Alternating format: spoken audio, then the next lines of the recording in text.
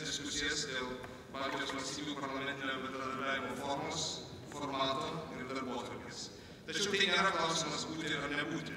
Tai klausia ekscelencija Latvijos Respublikos Seimo pirmininką Gundaras Daudzė.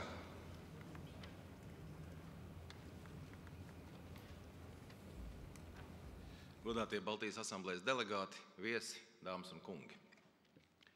Latvijas Republikas Saeimas vārdā sveicu visus Baltijas asamblējas sesijas delegātus, Baltijas ministru padomes locekļus, ārvalstu sadarbības partnerus un viesus. Man ir liels prieks atkal atgriezties Viļņā, kur šogad jau bija iespēja izbaudīt emocionālus un saviļņojošus brīžus Baltijas ceļa 20 gadus svinīgajos pasākumos, kuros aktīvi iesaistījās arī Baltijas asamblēja. Šī nozīmīgā notikuma 20. jubilejas atceres dienās Latvijas, Lietuvas un Igaunijas tautas atkal vienojās kopīgai rīcībai. Mēs izmantojām šo gada dienu ne tikai, lai atgādinātu par Baltijas valstu vēsturi, bet arī, lai apliecinātu mūsu spēju pārvarēt pašreizējos sarežģītos ekonomiskos apstākļus, lai piedāvātu mūsu redzējumu par Eiropas nākotni un galvenajiem izaicinājumiem mūsu reģionā.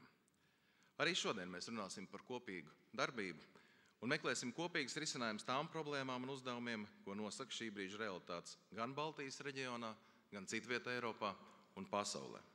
Baltijas asamblējai pavisam drīz apritēs 20 gadi. Asamblēja ir viena no pirmajām atjaunoto neatkarīgo Baltijas valstu kopīgajām institūcijām. Toreiz pēc Latvijas, Lietuvas un Igaunijas neatkarības atgūšanas mēs vēl tikai mācījāmies demokrātiju, mēs mācījāmies no jauna pārvaldīt savas valstis. Toreiz bija pagājis tikai mirklis no Baltijas ceļa. Kopš tā laika ir augušas mūsu valstis, esam guvuši pieredzi un kļuvuši argumentētāki, racionālāki un pieredzējušāki arī savstarpējā sadarbībā. No Baltijas asamblējas, kas toreiz vienoja emocionāli un garīgi, esam izveidojuši politiskās un ekonomiskās sadarbības instrumentu. Esmu pārliecināts, ka tieši tāpat kā pirms 20 gadiem mēs spējām kopīgi atbrīvoties no okupācijas režīma, tā tagad kopīgi spēsim risināt arī pašreizējās sociāla-ekonomiskās problēmas, ko radījusi pasaules ekonomiskā krīze. Ja pirms 20 gadiem galvenais bija pievērst starptautisko uzmanību Baltijas valstīm, tad šobrīd mēs runājam par konkrētiem starpparlamentu sadarbības rezultātā sasniedzamiem mērķiem. Es redzu vairākus nozīmīgus Baltijas asamblējas darbības virzienus. Pirmkārt, tā ir aizvien ciešāka Baltijas asamblējas un Ziemeļpadomes sadarbība, attīstot jau iepriekšējās pozitīvās iestrādes un sadarbojoties ar mūsu kaimiņiem Ziemeļvalstīs, veidojot vienotu pozīciju daudzos jautājumos visas Eiropas mērogā. Otrkārt, tā ir daudz efektīvāka sadarbība starp Baltijas asamblēju kā parlamentārās sadarbības formu un Baltijas ministru padome, tādējādi nodrošinot vienotu likumdevēju un izpildvaras viedokli gan politiskajos, gan ekonomiskajos jautājumos. Un visbeidzot, ir jāveido daudz ciešāka un vēl ciešāka sadarbība ar mūsu reģionālajiem partneriem un it īpaši ar GUAM valstīm.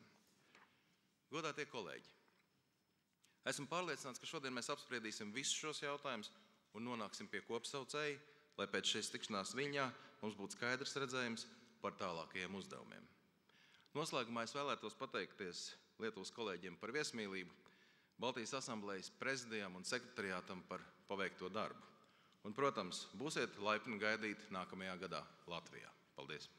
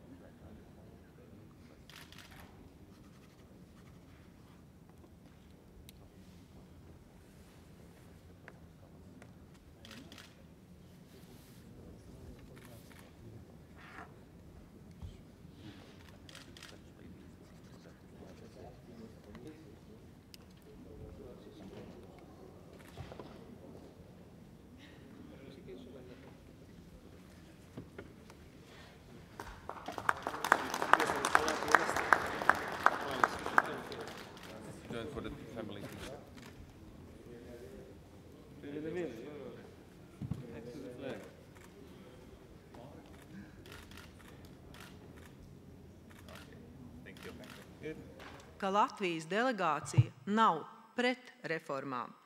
Būtībā Latvijas delegācija ir ierosinājusi un atbalstījusi sākotnējo Baltijas asamblējas reformu ceļu. Pētnieki apgalvo, ka reformas nozīmē apzinātu virzību no mazāk vēlama stāvokļa uz vēlamāku stāvokli. Latvijas delegācija iestājas par kvalitatīvu, mērķorientētu un pragmātisku Baltijas valstu parlamentāro sadarbību. Tas, kas mūs šobrīd ļoti satrauc, ir tas, ka lielajā reformu virpulī mēs aizmirstam pašu būtiskāko – pašu sadarbību, mūsu Baltijas valstu sadarbību. In the future to have new exhibition describing aggression against any of our states. So let it be history and let us not forget that history. Thank you very much. And to all three Baltic states. Baigdamas mēs nemanām, ka norīšam,